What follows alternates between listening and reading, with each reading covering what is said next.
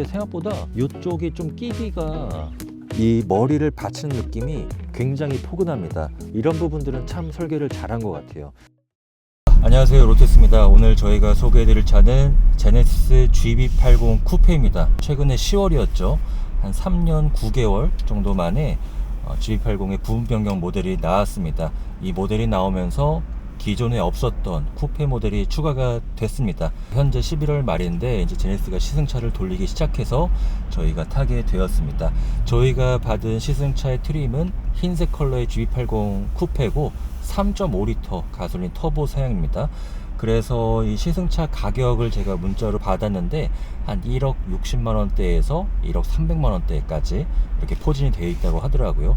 뭐 컬러나 내장재 옵션에 따라서 몇십만원 정도의 차이가 있는 것 같은데 다 1억 원 이상입니다.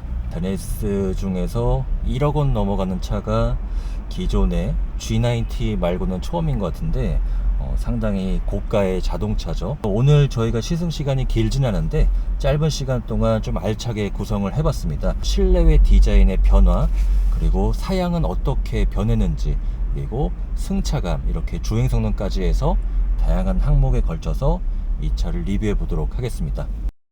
먼저 디자인부터 소개를 해 드리겠습니다. 우선 앞모습에 몇 가지 변화된 사양이 있는데요. 그릴 안의 패턴이 조금 달라졌습니다. 제네시스에 따르면은 더블 레이어드 G 매트릭스 패턴이라고 하는데 약간 입체적인 형태로 바뀌었습니다. 겉에는 격자 무늬로 들어오는데 안쪽에는 또 검은색으로 이렇게 2층으로 구성이 되어 있습니다. 그래서 조금 더 입체적인 느낌이 사는 것 같고, 그리고 헤드램프 안쪽의 디테일이 바뀌었죠.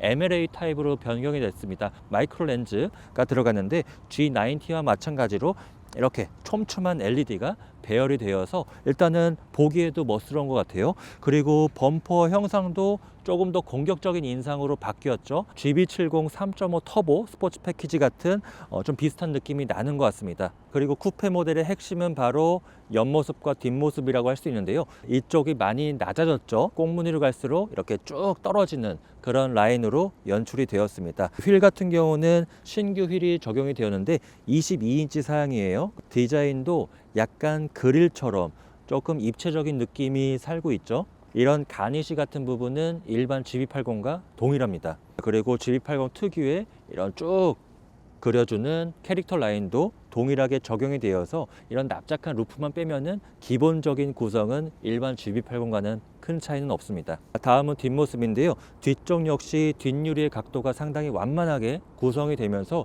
루프 스포일러도 이렇게 입체적으로 구성이 되었죠. 다만 저는 개인적으로 차별화가 조금 아쉬운 게 이 차의 경쟁 상대라고 할 수 있는 벤츠 GLE와 GLE 쿠페, 그리고 BMW X5와 X6의 관계를 보면은 이 쿠페 버전들은 완전히 뒤쪽에서 봤을 때 다른 차라는 생각이 들 정도로 차별화가 많이 되어 있는데, 반면에 이 차 같은 경우는 차별화가 조금 아쉬운 것 같아요. 어떤 제네시스만의 품위를 지키기 위해서 제한된 틀 안에서 약간의 변주를 추구한 모습인데 조금 더 과격해도 괜찮을 것 같다는 생각이 듭니다. 이런 테일램프의 디자인도 완전히 똑같죠. 이 쿠페 모델은 아예 테일램프를 가로로 길게 연결한다든지 조금 더 디자인적으로 차이를 주면 어떨까 하는 아쉬움이 있습니다.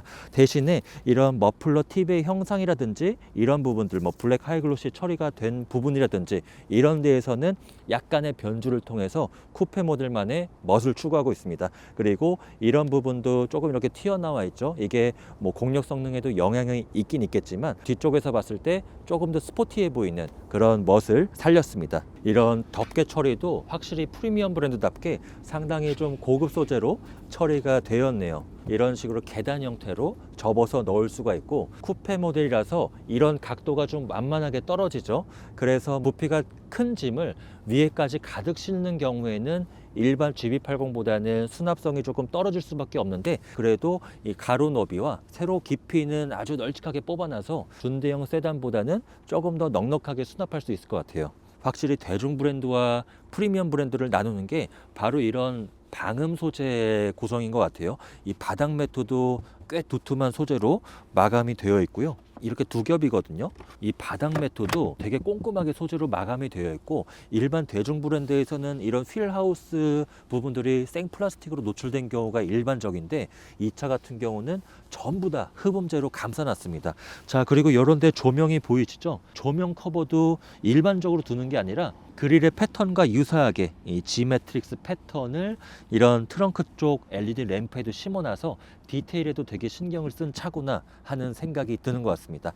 이런 부분에도 이게 약간 스웨이드 같은 소재 같은데 사소한 부위까지 고급 소재로 잘 마감이 되어 있습니다. 전동 트렁크도 당연히 탑재가 되었고요.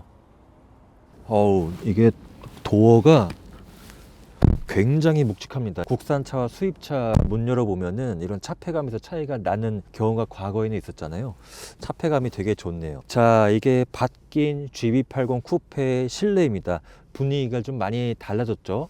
부분 변경 모델이지만 변화의 폭이 생각보다는 큰 것 같습니다. 이미지로 봤을 때보다는. 우선 운전석에 앉았을 때 가장 눈에 띄는 변화는 이 와이드 모니터인 것 같아요. 27인치라고 합니다. 계기판과 중앙 디스플레이를 중앙으로 분리된 것도 아니고요. 그냥 하나로 통째로 연결을 해놨습니다. 커브드 디스플레이는 아니고 완전히 쭉 뻗은 형태인데 화면이 굉장히 커졌다는 생각이 듭니다. 센터 페시아의 구성도 기존 GB80과 비교하면은 되게 단순하면서 좀 간결하게 바뀐 것 같아요. 개인적으로는 조금 아쉬운 게, 사실 요즘에 이런 패턴들은 요즘 자동차 디자인의 트렌드라고 할 수 있죠.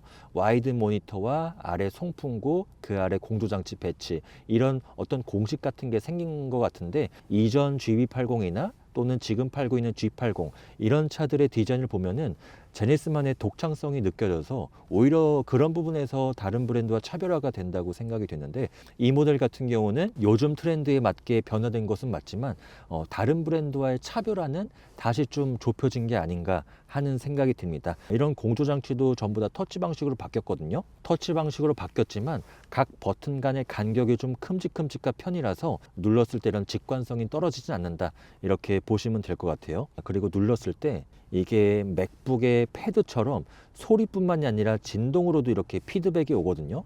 그래서 마치 물리 버튼을 누르는 것 같은 그런 착각을 주기도 합니다. 통풍 시트와 열선 시트 당연히 탑재가 되었고요.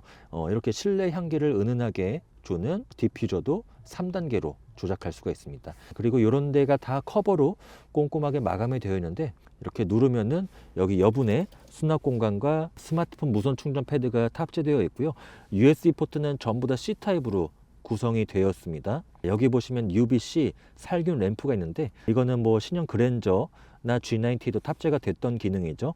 그래서 마스크라든지 스마트폰, 뭐 자동차 키 이런 거 넣어두고 이렇게 닫은 상태로 가면은 제가 이동하는 과정에서 자외선 살균이 들어가서 한층 뽀송뽀송하게 스마트폰을 이용할 수 있다는 거, 이런 부분들은 참 설계를 잘한 것 같아요. 그리고 여기 저희가 음료를 일부러 빼두지 않고 뒀는데, 이번 모델에서는 컵홀더의 사이즈를 좀 증대시켰다고 합니다. 특히 앞쪽 컵홀더가 되게 큰 것 같은데, 설명에 따르면은 가장 큰 사이즈의 아메리카노 컵이라든지 텀블러 적재도 가능하게끔 이렇게 사이즈를 키웠다고 합니다.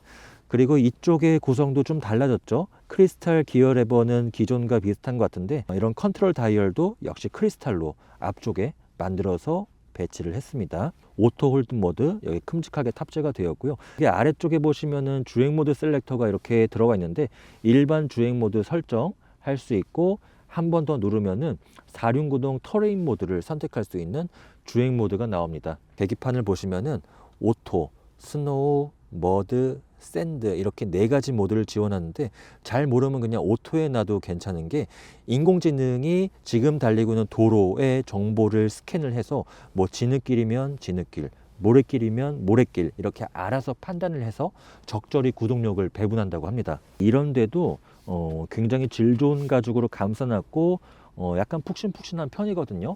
그래서 제가 팔꿈치를 이렇게 딱 올려놨을 때 굉장히 고급차에 탔다는 생각이 여기서도 전해주고 있습니다. 그리고 GB80 쿠페만의 특화 사양, 바로 이 시트의 패턴이라고 할 수 있는데요. 일반 GB80과는 다른 패턴이 이렇게 들어갔습니다. 가까이서 보니까 사실 개인적으로는 조금 징그럽다는 생각이 드는데, 이런 데는 마름모가 굉장히 큼직큼직하면서 중앙으로 갈수록 크기가 작아지는 그런 모습을 볼 수가 있고, 여기도 또 이렇게 타공 가죽 은 씌워놨거든요.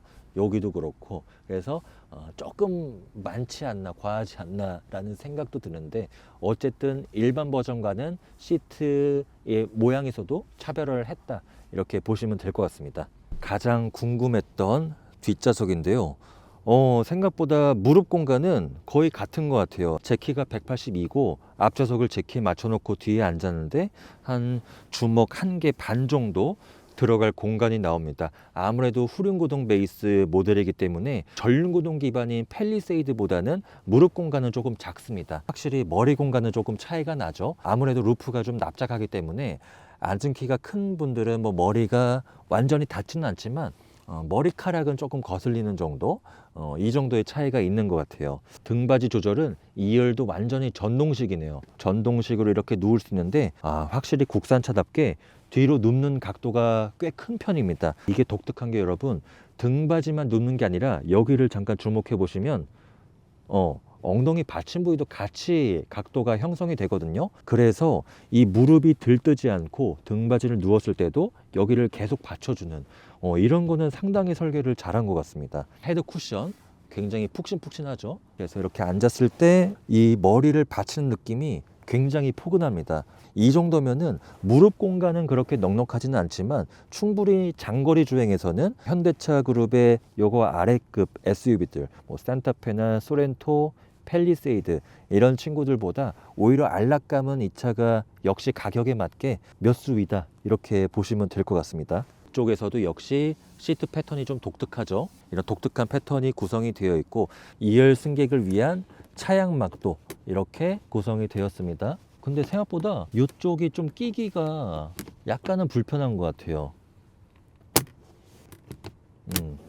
어쨌든 없는 것보다는 나니까, 확실히 뒤에 뭐 자녀들이 있다고 하면은 굉장히 유용한 그런 아이템이라고 할 수 있습니다. 그리고 지붕이 확실히 좀 고급 소재로 감싸져 있죠. 일반적인 어떤 패브릭 소재가 아니라 샤무드 소재로 감싸져 있어서 이런 부분에서 고급차에 탔다, 이런 생각을 주는 것 같습니다. 암레스트인데 이런 부분에도 다 가죽에 스티치를 넣어놔서 암레스트에서도 약간은 디테일을 추구했다, 이렇게 보시면 될 것 같습니다. 이런 데에서 좀 브랜드 차이가 나게 되죠. 뒷좌석에서도 이렇게 개별적으로 온도 제어가 가능하고요. 별도의 창이 이렇게 구성이 되어 있죠. 오토 모드도 지원을 하고, 뒷좌석 통풍 시트 3단계 구성이 되었고, 열선 시트도 3단계로 세분화했습니다. 그리고 바람이 나오는 방향까지도 설정할 수 있어서 뒷좌석 승객이 조금 더 쾌적하게 이동할 수 있는 장점이 있는 것 같아요. 그리고 뒤쪽에는 220V 소켓이 마련되어 있고 USB C 타입 단자도 2개 구성을 해놨습니다. 이런 부분들은 확실히 국산차 브랜드가 잘하고 있는 부분이라고 할 수 있죠. 세 번째는 주행성입니다. 이번에 GB80 신모델이 나오면서 크게 세 가지 파워트레인 라인업으로 나누게 됐습니다. 일반 GB80은 2.5 터보와 3.5 터보 이렇게 두 가지로 구성이 되고요. 디젤은 이제 빠졌습니다. 그리고 GB80 쿠페에는 일반 라인업에는 없는 3.5리터 가솔린 터보 엔진에 48V 일렉트릭 슈퍼차저를 더한 415마력 사양이 하나로 더 들어가게 되는데, 저희가 받은 시승차는 일반 3.5 가솔린 터보 350마력 사양입니다. 이 엔진은 현재 제네시스 라인업에서 두루 쓰고 있는 엔진이죠. G80이나 G90에도 적용이 된 엔진인데, 이 다른 모델에 탑재됐었던 3.5 터보와는 가속 느낌이 약간 달라요. 가속 페달을 처음 밟았을 때 초기 반응이 이 차가 조금 더 강력하게 세팅이 된 것 같아요. 아무래도 쿠페 모델이라서 그런지는 모르겠지만 380마력보다는 조금 더 힘이 강력하다는 생각이 들 정도로 악셀 페달 초기 반응의 세팅이 조금 민감한 편입니다. 그리고 뭐 쿠페 모델이라서 지붕이 조금 납작하게 생겼지만 운전석에 앉았을 때 주변 시야는 일반 GB80과는 거의 차이가 없습니다. 앞쪽에 유리 면적도 상당히 시원시원하고 사이드 미러의 크기도 이게 위아래로 면적이 좀 큰 편이거든요.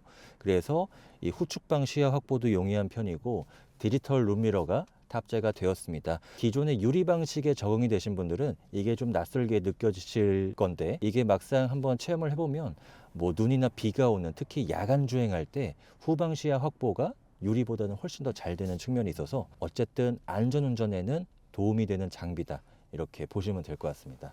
저는 그래도 옛날 방식이 좋아서 유리 방식으로 하고 다니겠습니다. 이번 GB80 쿠페에 있어서 가장 큰 주행 성능의 변화라고 할 수 있는 부분은 바로 엔진 마운트 개선이라고 합니다. 제네시스 설명에 따르면은 이 주행 상황이나 노면 상태에 따라서 엔진 마운트를 각기 다르게 제어를 한다고 해요. 그래서 중저속 구간이나 노면 요철이 조금 투박한 포장 상태가 그렇게 고르지 않은 구간에서는 조금 유연하게 세팅을 하고, 반대로 고속 주행을 하거나 조금 굽이기를 호쾌하게 달릴 때는 꽉 조여서 조금 더 단단한 주행 질감을 완성시키는 그런 새로운 마운트가 설계가 되었다고 합니다. 그리고 이 차에는 카메라 센서를 이용해서 댐핑의 압력을 제어하는 프리뷰 전자제어 서스펜션이 탑재가 되었습니다.